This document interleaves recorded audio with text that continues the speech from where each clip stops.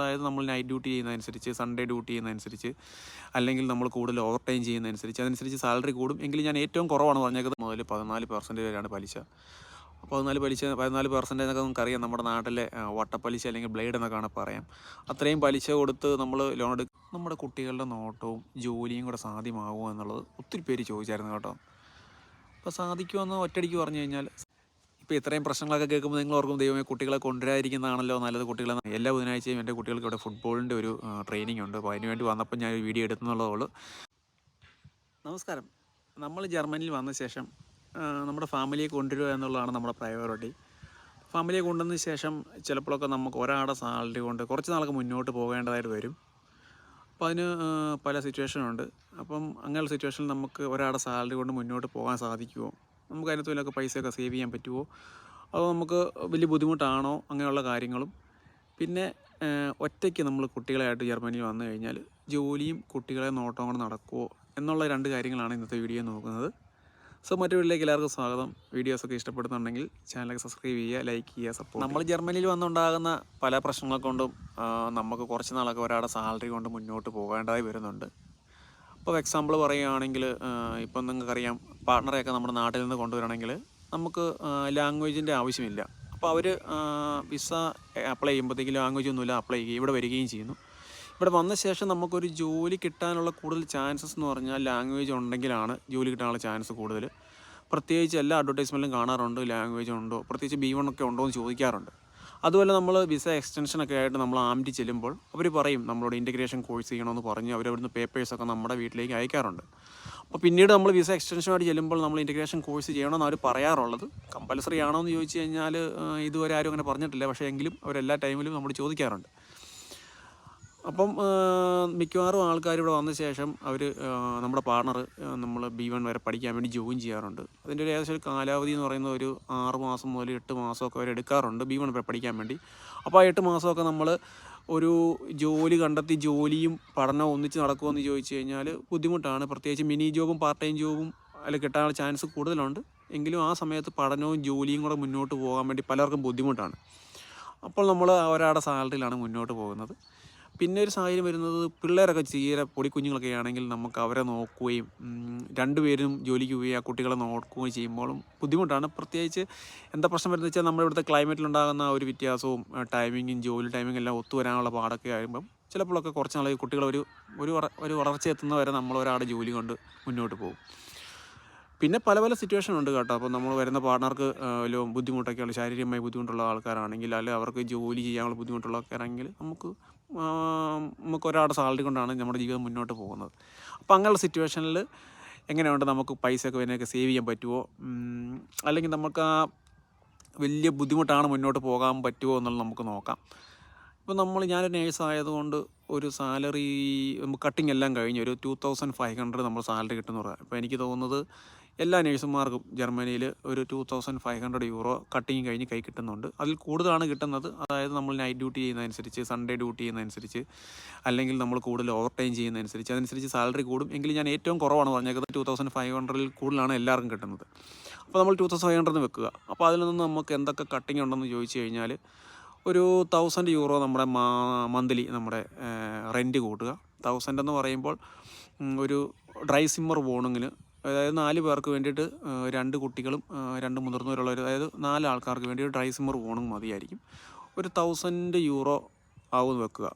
ഇപ്പം ഞാൻ പറയാൻ പോകുന്നതിൻ്റെ അകത്തുനിന്ന് ഒരു 200 അല്ലെങ്കിൽ 300 യൂറോ കൂടാം അല്ലെങ്കിൽ കുറയാം കേട്ടോ. അതിപ്പോൾ ഓരോ സ്ഥലത്തെ അനുസരിച്ചിരിക്കും. ഇപ്പോൾ നിങ്ങളൊരു വരുന്നത് ഒരു വലിയ ബെർലിൻ അല്ലെങ്കിൽ ഹാംബർഗ് പോലുള്ള സിറ്റികളിലൊക്കെ ആണെങ്കിൽ നല്ല റെൻ്റാണ്. അപ്പം ഒരു 300 യൂറോ കൂടുതൽ വരാം. പക്ഷെ നമ്മളൊരു ഗ്രാമപ്രദേശത്തൊക്കെയാണ് താമസിക്കുന്നതെങ്കിൽ നമുക്ക് റെൻറ്റ് കുറയും കേട്ടോ. 800 യൂറോ 700 യൂറോ ഒക്കെ ആവുകയുള്ളൂ. എങ്കിൽ നമ്മളൊരു 1000 യൂറോ പിടിക്കുന്നു. അതിൻ്റെ അകത്തുനിന്ന് നമുക്ക് ചിലവ് വരുന്നത് നമ്മുടെ ആ 1000-ൻ്റെ അകത്ത് മിക്കവാറും നമ്മുടെ വാട്ടർ ബില്ലും നമ്മുടെ വീട്ടിലെ ഹൈസും അല്ലെങ്കിൽ നമ്മുടെ ഹീറ്റർ ബില്ലൊക്കെ അതിൻ്റെ അകത്ത് ഉണ്ടായിരിക്കും. പക്ഷേ കറണ്ട് ബില്ല് മിക്കവാറും നമ്മൾ എക്സ്ട്രാ പേയ്മെൻറ്റ് വരും. ഒരു 100 യൂറോ കറണ്ട് ബില്ലാകും നോക്കുക. പിന്നെ എക്സ്ട്രാ ആയിട്ട് വരുന്നതെന്ന് വെച്ച് കഴിഞ്ഞാൽ, നമുക്ക് മിക്കവാറും വീട്ടിലേക്ക് വേണ്ട ഇൻ്റർനെറ്റ്, വൈഫൈ, നമ്മുടെ റീചാർജ് കാര്യങ്ങളെല്ലാം കൂടി ഒരു 100 യൂറോയ്ക്ക്, മിക്കവാറും 50 യൂറോയ്ക്ക് വൈഫൈ കിട്ടും. എന്നാലും നമ്മുടെ മൊബൈൽ റീചാർജും കാര്യങ്ങളും 100 യൂറോ ആകുന്നു. അപ്പം മൊത്തം കൂടെ ഒരു 1200 യൂറോ ആയി. പിന്നെ നമുക്കൊരു ചിലവെന്ന് പറഞ്ഞാൽ, നമ്മുടെ ഒരു മാസത്തെ ചിലവെന്ന് പറയുമ്പോൾ ഒരു മിക്കവാറും ഒരു 500 യൂറോ പിടിക്കുക. 500 എന്ന് പറയുമ്പോൾ നമ്മൾ ഫുഡ് കഴിക്കുന്ന കാര്യങ്ങളൊക്കെ ആയിരിക്കും ഡിപ്പെൻഡ് ചെയ്തിരിക്കും. നമുക്കിപ്പം കൂടുതൽ വെജിറ്റേറിയൻ ആണെങ്കിലും നോൺ വെജിറ്റേറിയൻ ആണെങ്കിലും ഒക്കെ ഏകദേശം ഒരു 500 യൂറോ മുതൽ 700 യൂറോ ആവും. ഇപ്പോൾ എൻ്റെയൊക്കെ അനുഭവം വെച്ച് പറയുകയാണെങ്കിൽ ഞാൻ മിക്ക മന്ത്ലി എനിക്ക് 700 യൂറോ വരെ ആകുന്നുണ്ട്.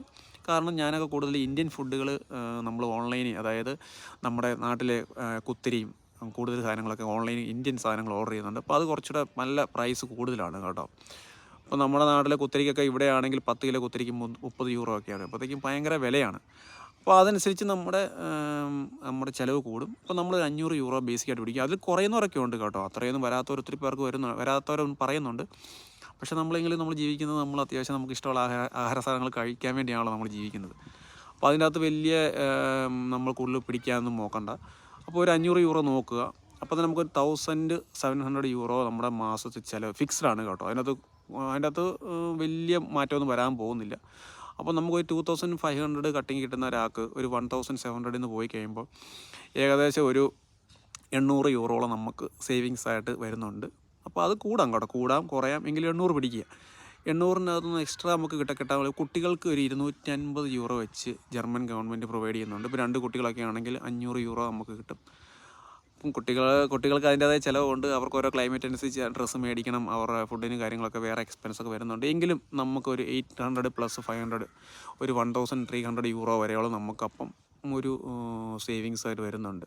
അപ്പം ഞാൻ പറഞ്ഞല്ലോ ഇതിനകത്ത് കൂടുതലും ഒക്കെ വരാം. എങ്കിലും നിങ്ങൾക്കൊരു ചെറിയൊരു കണക്ക് കിട്ടിയെന്ന് തോന്നുന്നു. അപ്പോൾ ഇതിൻ്റെ അകത്തുനിന്ന് വേറെ അഡീഷണൽ ചിലവെന്നൊക്കെ പറഞ്ഞു കഴിഞ്ഞാൽ ഒത്തിരി വരാം കേട്ടോ. അതായത് ഒരു 3 മാസം കൂടുമ്പോഴത്തേക്കും നമുക്കൊരു ചെറിയ റേഡിയോയുടെ ഒരു 55 യൂറോ, പിന്നെ നമുക്ക് വീടൊക്കെ എടുത്ത് കഴിയുമ്പോൾ വീടിൻ്റെ ഒരു ഇൻഷുറൻസിൻ്റെ ആവശ്യമുണ്ട്, അതിന് ചെറിയ എമൗണ്ട് പേ ചെയ്യണം. പിന്നെ കുട്ടികൾക്കൊക്കെ എക്സ്ട്രാ ഇപ്പം കിൻഡർഗാർട്ടനിലൊക്കെ പോവുകയാണെങ്കിൽ അവർക്ക് ഫുഡിന് എക്സ്ട്രാ പൈസ പേ ചെയ്യണം. അപ്പം പിന്നെ അങ്ങനെ ചിലവുകൾ പലത് വരാം. എങ്കിൽ പോലും പിന്നെ നമ്മുടെ ചിലവെല്ലാം കഴിഞ്ഞാൽ പോലും നമുക്ക് അത്യാവശ്യം ഒരു 1000 യൂറോ വരെ നമുക്ക് സേവ് ചെയ്യാൻ പറ്റുമെന്നാണ് എനിക്ക് തോന്നുന്നത്. പക്ഷേ പ്രശ്നങ്ങളൊക്കെ ഇവിടെ വരാം എന്നുള്ളതെന്ന് വെച്ചാൽ മുമ്പ് പറഞ്ഞ പോലെ അവരിപ്പം ഹസ്ബൻഡ് അല്ലെങ്കിൽ വൈഫ് വന്നു കഴിയുമ്പോൾ അവർ ഇൻ്റഗ്രേഷൻ കോഴ്സ് ചെയ്യാൻ വേണ്ടി പോവുകയാണെങ്കിൽ ഒരു ജർമ്മൻ കോഴ്സ് പഠിക്കണമെങ്കിൽ ഇവിടെ ഏകദേശം ഒരു 1500 യൂറോ നമ്മൾ പേ ചെയ്യണം. പണ്ടൊക്കെ ഫ്രീ ആയിരുന്നു പറഞ്ഞിട്ട് ഇപ്പോൾ റൂൾസൊക്കെ മാറി തുടങ്ങി. മിക്ക കാര്യങ്ങൾക്ക് നമ്മൾ തന്നെ പേയ്മെൻറ്റ് ചെയ്യണം. അപ്പോഴത്തേക്ക് നിങ്ങൾ ആലോചിക്കുക, ഒരു 8 മാസത്തെ കോഴ്സിന് വേണ്ടി 1500 നമ്മുടെ കയ്യിൽ നിന്ന് ഒറ്റയടിക്ക് മാറുമ്പം അതൊരു പെട്ടെന്ന് ഒറ്റയടിക്ക് അടയ്ക്കേണ്ട വരത്തില്ലെങ്കിൽ പോലും നമ്മളത് ബുദ്ധിമുട്ടായി വരും. പിന്നെ വേണമെങ്കിൽ നമ്മളൊരു ലൈസൻസ് എടുക്കാൻ പോവുകയാണ്. ലൈസൻസ് എടുക്കണമെങ്കിൽ ഒരു 3000 യൂറോളം ആകുന്നുണ്ട്. അല്ലെങ്കിൽ നമ്മൾ എമർജൻസി ആയിട്ട് നാട്ടിലൊക്കെ പോവുകയാണെങ്കിൽ ഒരാൾക്ക് അല്ല ഒരു 4 പേരൊക്കെ ആണെങ്കിൽ ഒരു 3000 to 4000 യൂറോ ടിക്കറ്റ് തന്നെയാകും. അപ്പോൾ അങ്ങനെയുള്ള എമർജൻസി ഘട്ടങ്ങളൊക്കെ വരികയാണെങ്കിൽ നമുക്ക് ഒറ്റയടിക്ക് പൈസ ഷോർട്ടേജ് വരും. അപ്പോൾ നമ്മുടെ കാര്യങ്ങളൊക്കെ ബുദ്ധിമുട്ടും, അല്ലെങ്കിൽ നമ്മുടെ വീട്ടിൽ ആർക്കെങ്കിലും അത്യാവശ്യമായിട്ട് കുറച്ച് പൈസയൊക്കെ കൊടുക്കേണ്ടി വരുവാണെങ്കിലൊക്കെ നമുക്ക് ബുദ്ധിമുട്ടായി വരും. പക്ഷേ നിങ്ങൾക്കൊരു ഓവറോൾ ഐഡിയ കിട്ടിക്കാണും. നമുക്ക് അത്യാവശ്യം നമുക്ക് വേണമെങ്കിൽ നമുക്ക് കഴിഞ്ഞ് പോകാനുള്ളതേ ഉള്ളൂ. ബുദ്ധിമുട്ടൊക്കെ കുറച്ചൊക്കെ നമ്മൾ സഹിക്കേണ്ടി വരുമെങ്കിലും പാടില്ലാതെ മുന്നോട്ട് പോകാൻ പറ്റും. ഇതുപോലുള്ള എമർജൻസി സിറ്റുവേഷനിൽ എന്താ ചെയ്യുകയെന്ന് വെച്ചാൽ നമുക്ക് ലോൺ എടുക്കാൻ ഒരു ഓപ്ഷൻ ഉണ്ട്. ലോൺ എടുക്കുക എന്ന് വെച്ച് കഴിഞ്ഞാൽ ഇപ്പോഴത്തെ ജർമ്മനിലെ സിറ്റുവേഷൻ അനുസരിച്ച് ലോൺ എടുക്കാതിരിക്കുന്നതാണ് ഏറ്റവും നല്ലത്. കാരണം പലിശയൊക്കെ ഭയങ്കരമായിട്ട് കൂടിയിട്ടുണ്ട്. ഞാനൊക്കെ വരുമ്പോഴത്തേക്ക് ഏകദേശം 1 to 2% ആയിരുന്നത് ഇപ്പോൾ 10 മുതൽ 14% വരെയാണ് പലിശ. അപ്പോൾ 14% എന്നൊക്കെ നമുക്കറിയാം, നമ്മുടെ നാട്ടിലെ വട്ടപ്പലിശ അല്ലെങ്കിൽ ബ്ലേഡ് എന്നൊക്കെയാണ് പറയാം. അത്രയും പലിശ കൊടുത്ത് നമ്മൾ ലോൺ എടുക്കുന്നതിൽ വലിയ അർത്ഥമൊന്നുമില്ല. പക്ഷേ എമർജൻസി വരുവാണെങ്കിൽ എടുക്കാൻ പറ്റത്തില്ലല്ലോ. എങ്കിലും നാട്ടിൽ നിന്ന് വരുന്നവർക്ക് ഞാൻ പ്രത്യേകിച്ച് നാട്ടിലേക്ക് ഒരു വീട് മേടിക്കാനോ അല്ലെങ്കിൽ അത്യാവശ്യമൊക്കെ നമ്മൾ ഇവിടെ ലോൺ എടുത്തിട്ട് നാട്ടിലേക്ക് മറിക്കുന്നതിൽ ഇപ്പോഴത്തെ ഒരു സിറ്റുവേഷനിൽ ഉചിതമല്ല. കാരണം ഭയങ്കര പലിശയാണ് കേട്ടോ. പ്രത്യേകിച്ച് നമ്മുടെ ക്രെഡിറ്റ് കാർഡിനൊക്കെ നല്ല പലിശയുണ്ട്. അപ്പം നിങ്ങൾക്കൊരു ഐഡിയ കിട്ടിയെന്ന് തോന്നുന്നു. പിന്നെ നമ്മൾ നാട്ടിൽ നിന്ന് വരുമ്പോൾ ഒറ്റയ്ക്കാണ് വരുന്നത്. കുട്ടികളായിട്ട് വന്നു കഴിഞ്ഞാൽ നമ്മുടെ കുട്ടികളുടെ നോട്ടവും ജോലിയും കൂടെ സാധ്യമാകുമോ എന്നുള്ളത് ഒത്തിരി പേര് ചോദിച്ചായിരുന്നു കേട്ടോ. അപ്പോൾ സാധിക്കുമെന്ന് ഒറ്റയടിക്ക് പറഞ്ഞു കഴിഞ്ഞാൽ സാധിക്കും. പക്ഷേ അതിനുവേണ്ടി നമുക്ക് ഒത്തിരി കാര്യങ്ങൾ നോക്കേണ്ടതുണ്ട്. എന്തുകൊണ്ടാണ് സാധിക്കുമെന്ന് പറഞ്ഞത്, എൻ്റെ കൂടെയൊക്കെ വർക്ക് ചെയ്യുന്ന ഒത്തിരി ജർമ്മൻസും ഒക്കെ മിക്കവാറും ഒറ്റയ്ക്കാണ്. അവർ കുട്ടികളെ നോക്കി അവരുടെ ജോലിയും കാര്യങ്ങളൊക്കെ നോക്കുന്നുണ്ട്. അപ്പോൾ അതെങ്ങനെ പോസിബിൾ ആകുന്നതെന്ന് ചോദിച്ചു കഴിഞ്ഞാൽ, ഇപ്പോൾ നാട്ടിൽ നിന്ന് നമ്മൾ വരുമ്പോൾ നമ്മൾ ശരിക്കും മെൻ്റലി പ്രിപ്പയർ ചെയ്യേണ്ട ആവശ്യമുണ്ട്. കാരണം നമ്മുടെ നാട്ടിലെ ഒരു സിറ്റുവേഷൻ പോലെയല്ല ഇവിടെ പല കാര്യങ്ങൾക്കും നമ്മൾ തന്നെ കഷ്ടപ്പെട്ട് ഇറങ്ങേണ്ടി വരും. നമ്മുടെ നാട്ടിലെ പോലെ എല്ലാം വിരൽത്തുമ്പിൽ കിട്ടുകയില്ല. നമ്മുടെ പോലെ ബന്ധക്കാരൊന്നും ഇവിടെ ഇല്ലായിരിക്കും. അപ്പം നമ്മൾ ഒറ്റയ്ക്കാണ് നമ്മുടെ കുട്ടികൾ ഉള്ളൂ എന്നും മനസ്സിൽ ചിന്തിച്ചുകൊണ്ട് തന്നെ വരിക. പല പ്രശ്നങ്ങൾ വരാം. കാരണം കാലാവസ്ഥാപരമായ പ്രശ്നങ്ങൾ വരാം. ചിലപ്പോൾ നമ്മുടെ ജോലി സ്ഥലത്തെ ബുദ്ധിമുട്ടുകൾ കാണാം. ആ സമയത്ത് കുട്ടികളുടെ പഠനം കാര്യങ്ങൾ, പിന്നെ പുതിയ ലാംഗ്വേജ്, പുതിയ കൾച്ചർ, അത് ഇത് എല്ലാം കൂടെ വരുമ്പോൾ നമുക്ക് ഭയങ്കര സ്ട്രെസ്സ് വരും. അപ്പോൾ ഇതൊക്കെ നമ്മൾ തരണം ചെയ്യുക എന്ന് തന്നെ ഓർത്ത് വേണം വരാൻ. അപ്പോൾ എൻ്റെ ഒരു അഭിപ്രായത്തിൽ ഞാൻ പറയുകയാണെങ്കിൽ ഒരു നേഴ്സിൻ്റെ ഒരു എക്സാമ്പിൾ തന്നെ എടുക്കാം. കാരണം ഞാൻ നേഴ്സായതുകൊണ്ട് അത് ആ മേഖലയെപ്പറ്റി പറയാം. ഇപ്പോൾ നിങ്ങളൊരു ഇവിടെ വന്ന ശേഷം നിങ്ങൾക്കിപ്പോൾ ഒരു പ്രാക്ടിക്കൊക്കെ ഉണ്ടെങ്കിൽ പ്രാക്ടിക്കൊക്കെ കഴിഞ്ഞ് നിങ്ങൾ രജിസ്റ്റേർഡ് നേഴ്സായ ശേഷം കുട്ടികളെ കൊണ്ടുവരുന്നതാണ് എപ്പോഴും നല്ലത്. അങ്ങനെയാകുമ്പോൾ നിങ്ങൾക്ക് ജോലിയും കുട്ടികളുടെ കാര്യം മാത്രം നോക്കിയാൽ മതി. പക്ഷേ അല്ലെങ്കിൽ നിങ്ങൾ ആലോചിക്കുന്ന പഠനവും കുട്ടികളുടെ കാര്യവും എല്ലാം കൂടെ പാടാണ്. അതുമല്ല പഠന സമയത്ത് കൂടുതൽ നമുക്ക് യാത്രയൊക്കെ ചെയ്യാണ്ട് വരും. ചിലപ്പം വേറെ സ്ഥലങ്ങളിലൊക്കെ ആയിരിക്കും നമ്മൾ പ്രാക്ടിക്കൊക്കെ ചെയ്യുന്നത്. അപ്പം പാടായി വരും. അപ്പോൾ സപ്പോസ് നമ്മൾ പ്രാക്ടിക്കൽ എല്ലാം കഴിഞ്ഞ് നമ്മൾ രജിസ്റ്റേർഡ് നേഴ്സായി കഴിഞ്ഞ് കുട്ടികളെ കൊണ്ടുവരുന്നതിന് മുമ്പ് തന്നെ ഒരു ചെറിയ കാലാവധി കൊടുക്കുന്നത് നല്ലതാണ്. മിനിമം ഒരു 1 ഇയർ എടുക്കുക. അല്ലെങ്കിൽ നമ്മൾ സെറ്റിലാകുന്നത് വരെ കുട്ടികളെ കൊണ്ടുവരാതിരിക്കുക. എന്തുകൊണ്ടാണ് സെറ്റിലായിട്ട് കുട്ടികളെ കൊണ്ടുവരാമെന്ന് പറയാൻ കാരണം, നമ്മളിപ്പം വർക്ക് ചെയ്യുന്ന ഹോസ്പിറ്റലിൽ കുട്ടികളെ കൊണ്ടുവന്ന് കഴിഞ്ഞാൽ പിന്നെ നമുക്കൊരു ഫിക്സ്ഡ് ടൈമിംഗ് മാത്രമേ വർക്ക് ചെയ്യാൻ പറ്റത്തുള്ളൂ. അതായത് രാവിലെ ഒരു 8 മുതൽ ഉച്ച കഴിഞ്ഞ് 2 വരെയൊക്കെ വർക്ക് ചെയ്യാൻ പറ്റത്തുള്ളൂ. അതുമല്ല നമുക്ക് വീക്കെൻഡ് വർക്ക് ചെയ്യാൻ പറ്റത്തില്ല, നൈറ്റ് ചെയ്യാൻ പറ്റത്തില്ല, ഈവനിങ് വർക്ക് ചെയ്യാൻ പറ്റത്തില്ല, കുട്ടികൾക്ക് ഹോളിഡേയ്സ് ഉള്ള ദിവസം വർക്ക് ചെയ്യാൻ പറ്റത്തില്ല. അപ്പോൾ ഇങ്ങനെയുള്ള കുറേ പ്രശ്നങ്ങളൊക്കെ ഉണ്ട്. അപ്പോൾ ഈ കാര്യങ്ങളെല്ലാം നമ്മൾ ഷെഫുമായിട്ട് അല്ലെങ്കിൽ ഇൻചാർജുമായിട്ട് സംസാരിച്ച് ഒരു ഫിക്സ്ഡ് ടൈമിംഗ് സെറ്റിലാണ്. അപ്പോൾ ഹോസ്പിറ്റലുകാർ ഒക്കെ അലോ ചെയ്യുകയാണെങ്കിൽ അപ്പോൾ ആ കാര്യം നമ്മൾ സോൾവ് ആയി. രണ്ടാമത്തെ കാര്യം, നമ്മുടെ എടുക്കാൻ പോകുന്ന കിൻഡർഗാർട്ടനും സ്കൂളും ഈ നമ്മുടെ ഹോസ്പിറ്റലും എല്ലാം ഏകദേശം ഒരേ ഏരിയയിലായിരിക്കണം. വലിയ ദൂരം ഇല്ലാതെ ആയിരിക്കണം. കാരണം ഇവിടുത്തെ സ്കൂളുകളും അല്ലെങ്കിൽ കിൻഡർഗാർട്ടനൊക്കെ സ്റ്റാർട്ട് ചെയ്യുന്നത് മിക്കവാറും 8 o'clock അവർ ഫിനിഷ് ചെയ്യുന്നത് മിക്കവാറും 2:30, 3 o'clock അപ്പോൾ കിൻഡർഗാർട്ടൻ്റെ കാര്യത്തിൽ വലിയ ബുദ്ധിമുട്ടില്ല. പക്ഷേ സ്കൂൾ 12:30 ആകുമ്പോൾ തീരും. അപ്പോൾ സ്കൂളിൽ പോകുന്ന കുട്ടികളാണെങ്കിൽ 12:00 തീരുമ്പോൾ നമുക്ക് 2 മണി വരെ ഡ്യൂട്ടി ഉണ്ടെങ്കിൽ പാടാവും. പക്ഷേ മിക്ക ഈ സ്കൂളുകാരും 12:30 തൊട്ട് 2:30 അല്ലെങ്കിൽ 3 വരെയൊക്കെ ബെഡ്റൂമിങ് ഉണ്ട്. അതായത് സ്കൂൾ കഴിയുമ്പോൾ കുട്ടികളെ നോക്കുന്ന സൗകര്യമുണ്ട്. നമുക്ക് അതിനുവേണ്ടി ഒരു പേയ്മെൻറ്റ് ഒക്കെ ഉണ്ട്. അതായത് മന്ത്ലി ഒരു €300 അതിന് എക്സ്ട്രാ ചെയ്യേണ്ടി വരും. എങ്കിൽ പോലും അവർ കുട്ടികളെ നോക്കും. അപ്പോൾ നിങ്ങൾക്ക് മനസ്സിലായി. അപ്പോൾ നമ്മളിപ്പം ജോലിക്ക് കയറാൻ പോകുന്ന 8 മണിക്കാണ്. കുട്ടികളെ നമ്മൾ 7:30 ആകുമ്പോൾ പ്രിപ്പയർ ചെയ്യുന്നു. നമ്മൾ 7:45 ആകുമ്പോൾ സ്കൂളിൽ കൊണ്ടുവിടുന്നു. നമുക്ക് ആ ഒരു 15 മിനിറ്റ് കൊണ്ട് നമ്മൾ 8 മണിയാകുമ്പോൾ ഡ്യൂട്ടിക്ക് കയറുന്നു. നമ്മളൊരു 2:30 ആകുമ്പോൾ ഡ്യൂട്ടിന് ഇറങ്ങുന്നു. കുട്ടികളെ സ്കൂളിൽ നിന്ന് നമ്മളല്ലെങ്കിൽ കിൻഡർഗാർട്ടനെ ഒരു 3 ആകുമ്പോൾ പിക്ക് ചെയ്യുന്നു. നമ്മൾ കൊണ്ടുവരുന്നു, വീട്ടിൽ വരുന്നു. അപ്പോൾ ആ ഒരു റുട്ടീനും കാര്യങ്ങളിലൂടെ പോകാൻ പറ്റത്തില്ല. അപ്പോൾ ഈ കാര്യങ്ങളൊക്കെ നമ്മൾ വർക്ക് ചെയ്യാൻ പോകുന്ന ഹോസ്പിറ്റൽ ഷെഫുമായിട്ട് സംസാരിച്ച് അല്ലെങ്കിൽ അവർ ഓക്കെ ആണെന്ന് പറയുമ്പോൾ നമുക്കൊരു റുട്ടീനുമായിട്ട് മുന്നോട്ട് പോകാൻ പറ്റത്തുള്ളൂ. അതുമല്ല കുട്ടികൾക്ക് ഇപ്പം ഹോളിഡേയ്സ് ഒക്കെ ആണെങ്കിൽ നമുക്ക് വർക്ക് ചെയ്യാൻ പറ്റത്തില്ല. പ്രത്യേകിച്ച് ജർമ്മനിൽ ഇഷ്ടംപോലെ ഹോളിഡേയ്സാണ്. സമ്മർ വെക്കേഷൻ, വിൻ്റർ വെക്കേഷൻ, ഹെപ്സ്റ്റ് ഫെയർ എന്നൊക്കെ പറഞ്ഞിട്ട് ചാറവാറ ലീവൊക്കെയാണ്. അപ്പോൾ അതുമല്ല ഇവിടുത്തെ സമ്മർ വെക്കേഷൻ എന്ന് പറഞ്ഞാൽ 1.5 മാസമാണ്. 1.5 മാസമൊന്നും നമുക്ക് ലീവ് കിട്ടത്തൊന്നുമില്ല. നമുക്ക് ആനുവൽ ലീവ് മാസം കൂടി വന്നാൽ നമുക്ക് 1.5 മാസമുള്ളൂ നമുക്ക് ആനുവൽ ലീവ്. അപ്പോൾ നമുക്ക് എല്ലാ ലീവും ഒറ്റയടിക്ക് ആനുവൽ ലീവായിട്ട് എടുത്ത് തീർക്കാൻ പറ്റത്തില്ല. പ്രത്യേകിച്ച് നമ്മൾ ക്രിസ്മസിന് ഒരാഴ്ച കുട്ടികൾ നിൽക്കേണ്ടി വരും. ഹെപ്സ്റ്റ് ഫെയറിന് 2 ആഴ്ചയുണ്ട്. അപ്പോൾ ഇങ്ങനെയുള്ള കാര്യങ്ങളൊക്കെ നമ്മൾ ഡിവൈഡ് ചെയ്ത് ലീവൊക്കെ എഴുതിയിട്ട് വരുമ്പോഴത്തേക്കും നമുക്ക് ഈ സമ്മർ ഫെയറിന്, അതായത് സമ്മർ വെക്കേഷന് നമുക്ക് 1.5 മാസം നമുക്ക് ലീവ് കാണും. കൂടി വന്നാൽ നമുക്ക് 2 ആഴ്ച 3 ആഴ്ച കാണത്തുള്ളൂ. പക്ഷേ അതിനൊരു പോസിബിലിറ്റി ഉണ്ട്. മിക്ക കോളേജ് ഈ സ്കൂളുകാരും ഈ സമ്മറിന് കുട്ടികൾക്ക് എക്സ്ട്രാ ഇതുപോലെ തന്നെ ബെഡ്റോയിങ് രാവിലെ മുതൽ വൈകുന്നേരം വരെ നോക്കുന്ന ഒരു സംരംഭമൊക്കെ ഉണ്ട്. അപ്പോൾ അതൊക്കെ കാര്യങ്ങളൊക്കെ നമ്മളപ്പോൾ വരുന്നതിന് മുമ്പ് ഇതെല്ലാം അന്വേഷിക്കണം കേട്ടോ. ഇന്ന സമ്മറിന് കുട്ടികളെ നോക്കുന്നുണ്ടോ, ഉച്ച കഴിഞ്ഞ് കുട്ടികളെ നോക്കാൻ സാധ്യതയുണ്ടോ. കിൻഡർഗാർട്ടനിൽ പിന്നെ സമ്മറിന് അധികം വെക്കേഷൻ ഇല്ല. കിൻഡർഗാർട്ടനിൽ കൂടി വന്നു കഴിഞ്ഞാൽ 1 മാസമോളം അവധി കേട്ടോ. അപ്പോൾ അത് പേടിക്കേണ്ട ആവശ്യമില്ല. പക്ഷേ എങ്കിലും ഇപ്പോൾ നിങ്ങൾക്കൊരു ഓവറോൾ ഐഡിയ കിട്ടിക്കാണ് നമ്മൾ ഇത്ര കാര്യങ്ങൾ അന്വേഷിക്കണം. അതായത് നമ്മുടെ ഷെഫ് അലോ ചെയ്യുന്നുണ്ടോ ഈ സമയത്ത് നമുക്ക് ഡ്യൂട്ടി ചെയ്യാൻ വേണ്ടി. പിന്നെ കുട്ടികൾക്ക് സ്കൂളിൽ ബെഡ്റോയിങ് ഉണ്ടോ എന്ന് നോക്കണം. കുട്ടികൾക്ക് കിൻഡർഗാർട്ടനിൽ സീറ്റ് ഫ്ലാറ്റ്സ് അവൈലബിൾ ആണെന്ന് നോക്കണം. കുട്ടികൾക്ക് സിക്കാകുമ്പോൾ നമുക്ക് ഡ്യൂട്ടിക്ക് പോകാൻ പറ്റത്തില്ല. അത് പേടിക്കേണ്ട ആവശ്യമില്ല കേട്ടോ. നമുക്ക് സിക്കാണെങ്കിൽ, അതായത് കുട്ടികൾ സിക്കാണെങ്കിലും നമുക്ക് ആവശ്യത്തിന് ലീവ് എടുക്കാം. അതായത് 2 വീക്സ്, എനിക്ക് തോന്നുന്നു 2 വീക്സ് ഒരു വെക്കേഷൻ അവധിയുണ്ട്. അതുകൂടാതെ തന്നെ നമുക്ക് സിക്ക് ലീവ് എടുക്കാം. പ്രശ്നങ്ങളൊന്നുമില്ല കേട്ടോ. അപ്പം നിങ്ങൾക്കൊരു ഇപ്പം തന്നെ മനസ്സിലാകും എന്തുമാത്രം കോംപ്ലിക്കേറ്റഡ് ആണ് ഒറ്റയ്ക്ക് കുട്ടികളെ നോക്കുന്നതും ജോലിക്ക് പോകുന്ന കാര്യങ്ങൾ. പക്ഷേ ഇവിടെ ജർമ്മൻസൊക്കെ അത് ഫോളോ ചെയ്യുന്നുണ്ട്. എങ്കിലും അവർക്ക് കൂടുതൽ ഫ്രണ്ട്സ് ഉണ്ട്, അവരുടെ മാതാപിതാക്കളൊക്കെ ഇവിടെ ഉണ്ട്. അപ്പോൾ എന്തെങ്കിലും എമർജൻസി വന്നാൽ കുട്ടികളെ അവരെ ഏൽപ്പിച്ചാണ് പോകുന്നത്. പക്ഷേ ഇപ്പോൾ ഇവിടെ നമുക്ക് ഒരു മലയാളികളോ ഇപ്പം നമ്മൾ വരുന്ന ഒരു ബെസ്റ്റ് ഫ്രണ്ട് ഉണ്ടെങ്കിൽ നല്ലതാണ്. അത്യാവശ്യം എമർജൻസി ഘട്ടങ്ങളിലൊക്കെ കുട്ടികളെ 2-3 മണിക്കൂർ നേരത്തേക്ക് അവരെ ഏൽപ്പിച്ചിട്ട് പോകാം.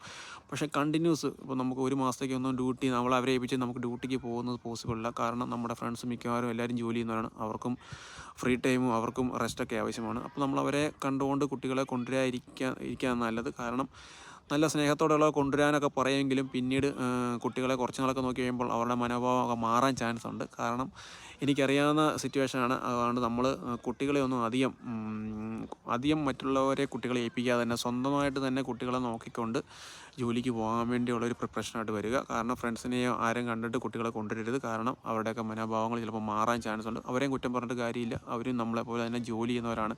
അവർക്ക് റെസ്റ്റ് ആവശ്യമാണ്. ഓക്കെ. ഇപ്പോൾ ഇത്രയും പ്രശ്നങ്ങളൊക്കെ കേൾക്കുമ്പോൾ നിങ്ങൾ ഓർക്കും ദൈവമേ കുട്ടികളെ കൊണ്ടുവരാതിരിക്കുന്നതാണല്ലോ നല്ലത്. കുട്ടികളെ നാട്ടിൽ നിർത്തിട്ട് വരുവാണെങ്കിൽ നിങ്ങൾക്ക് ഇവിടെ വന്ന് ജോലിയും ചെയ്യാം, റെസ്റ്റും എടുക്കാം, അത്യാവശ്യം പൈസയൊക്കെ സേവ് ചെയ്യാമെന്ന് ഓർക്കും. പക്ഷേ എൻ്റെ ഒരു അഭിപ്രായത്തിൽ നിങ്ങൾ കുറച്ച് നാളത്തെ സ്ട്രഗിളേ ഉള്ളൂ. നിങ്ങൾ കുട്ടികളെ കൊണ്ടുവരാൻ ആഗ്രഹിക്കുന്നവരാണെങ്കിൽ ബെറ്റർ കുട്ടികളെ കൊണ്ടുവരുന്നതാണ്. കാരണം കുട്ടികൾ വന്നു കഴിയുമ്പോഴത്തേക്കും ഇവർക്ക് എഡ്യൂക്കേഷനൊക്കെ ഫ്രീ ആണ്, ഇവർക്ക് നല്ല ഫ്രീഡം ഉണ്ട്, ഇവർക്ക് നല്ല സ്ട്രെസ്സ് കുറവാണ്, കുട്ടികൾ നല്ലോണം പഠിക്കും, അവരുടെ ഫ്യൂച്ചർ സെക്യൂർ ആകും. അതുമല്ല നിങ്ങൾ ഡ്യൂട്ടി കഴിഞ്ഞ് സ്ട്രെസ്സ് കഴിഞ്ഞ് വരുമ്പോഴത്തേക്കും കുട്ടികൾക്കായിട്ട് കുറച്ച് സമയം സ്പെൻഡ് ചെയ്യുമ്പോൾ നിങ്ങൾക്കൊരു ആശ്വാസം കിട്ടും. അതുമല്ല നിങ്ങളിപ്പം കുട്ടികൾ മാസം നാട്ടിലൊക്കെ ഏൽപ്പിച്ചിട്ട് വരുവാണെങ്കിൽ നിങ്ങൾക്കറിയാം നാട്ടിലെ സിറ്റുവേഷനൊക്കെ ഇപ്പോൾ മാറി വരികയാണ്. കുട്ടികളൊക്കെ നിങ്ങൾ നോക്കുന്ന പോലെ വേറെ ആരും നോക്കിയാലും വരത്തില്ല. അപ്പോൾ അതുമല്ല നമ്മൾ മന്ത്ലി ഒരു പർട്ടിക്കുലർ എമൗണ്ട് കുട്ടികൾക്ക് വേണ്ടി സ്പെൻഡ് ചെയ്യേണ്ടി വരും. നിങ്ങൾ വന്നു കഴിഞ്ഞാൽ ഫുൾ ടൈം കുട്ടികളെ ഫോൺ ചെയ്യണം. കുട്ടികൾക്ക് ആ ഒരു സ്നേഹം നിങ്ങളോട് കാണത്തില്ല. അത് ഞാൻ പറയാതെ തന്നെ നിങ്ങൾക്കറിയാം. അപ്പം കുട്ടികളെ എത്രയും കാലം നിങ്ങൾ കൂടെ നിർത്തുന്നതാണ് നല്ലത്. സോ കുറച്ച് നാളത്തെ അതുമല്ല കുട്ടികൾ പെട്ടെന്ന് വളരും കേട്ടോ. കുറച്ച് പ്രായം കഴിയുമ്പോൾ കുട്ടികൾ ഇവിടെ സ്വന്തമായിട്ട് തന്നെ അവരുടെ കാര്യങ്ങൾ നോക്കാൻ തുടങ്ങും. കാരണം ഇവിടെ എഡ്യൂക്കേഷൻ സിസ്റ്റം അങ്ങനെയാണ്. കുട്ടികളെ സ്വന്തമായിട്ട് നിർത്താൻ വേണ്ടിയുള്ളൊരു എഡ്യൂക്കേഷൻ സിസ്റ്റമാണ്. സോ വന്ന ആ ഒരു കാലയളവ് കഴിയുമ്പോൾ കുട്ടികൾ സ്വന്തമായിട്ട് തന്നെ അവരുടെ കാര്യങ്ങൾ നോക്കാൻ പഠിക്കും. ഇപ്പം കുട്ടികളിപ്പോൾ 6, 7, 8 ക്ലാസ്സൊക്കെ ആയി കഴിയുമ്പോൾ നിങ്ങൾക്ക് ഇഷ്ടമുള്ള ഡ്യൂട്ടി ചെയ്യുക. കാരണം കുട്ടികൾ സ്കൂളിൽ പോയിട്ട് വരിക, അവരവരുടെ കാര്യങ്ങൾ നോക്കിക്കോളും. നിങ്ങൾക്ക് ഈവനിങ് ഡ്യൂട്ടി വേണം ചെയ്യാം, മോർണിംഗ് ഡ്യൂട്ടി ചെയ്യാം. അപ്പോൾ വലിയ ബുദ്ധിമുട്ടില്ലാതെ വരും. അങ്ങനെ വളർന്ന് കുട്ടികൾ മുന്നോട്ട് പോകും തോറും നിങ്ങൾക്ക് ഇഷ്ടമുള്ള പോലെ നിങ്ങൾക്ക് ജീവിക്കാം. കുട്ടികൾ ഇവിടെ ഒരു 10ാം ക്ലാസ്സൊക്കെ ആയി കഴിയുമ്പോൾ തന്നെ കുട്ടികൾ അവർ പാർട്ട് ടൈം ജോലിയും അവരുടെ ശമ്പളമൊക്കെ അവർക്ക് കിട്ടാൻ തുടങ്ങും. അവർക്ക് പെട്ടെന്ന് ജോലിയാകും. അപ്പോൾ ആ ഇനിഷ്യലി ഉണ്ടാകുന്ന ഒരു 3-4 കൊല്ലത്തെ ബുദ്ധിമുട്ട് മാത്രമേ ഉള്ളൂ. അത് നിങ്ങൾ സ്ട്രഗിൾ ചെയ്യാൻ തയ്യാറാണെങ്കിൽ നിങ്ങൾക്ക് ഫ്യൂച്ചർ സെക്യൂർ ആക്കാൻ സാധിക്കും. അതുകൊണ്ട് കുട്ടികളെ നാട്ടിൽ നിന്ന് സ്ട്രെസ് അടിപ്പിക്കാതെ തന്നെ ഇവിടെ കൊണ്ടുവരിക, പരമാവധി നോക്കുക. കുറച്ച് ബുദ്ധിമുട്ടേ ഉള്ളൂ, കുറച്ച് പ്ലാൻ്റെ ആവശ്യമുണ്ട്, കുറച്ചൊക്കെ ഫ്രണ്ട്സിനോടൊക്കെ ചോദിച്ച് എല്ലാ കാര്യങ്ങളൊക്കെ സെറ്റ് ചെയ്യുക. അപ്പോൾ നിങ്ങൾക്ക് എല്ലാ ഐഡിയ കിട്ടിയെന്ന് തോന്നുന്നു. ഇന്ന് ഇപ്പോൾ ഒരു ബുധനാഴ്ചയാണ്. എല്ലാ ബുധനാഴ്ചയും എൻ്റെ കുട്ടികൾക്ക് ഇവിടെ ഫുട്ബോളിൻ്റെ ഒരു ട്രെയിനിങ് ഉണ്ട്. അപ്പോൾ അതിനുവേണ്ടി വന്നപ്പോൾ ഞാൻ ഒരു വീഡിയോ എടുത്തുന്നുള്ളതുള്ളൂ. വൈകുന്നേരം 2 hours ആണ് അവർക്ക് ഫുട്ബോൾ ട്രെയിനിങ് ഉള്ളത്.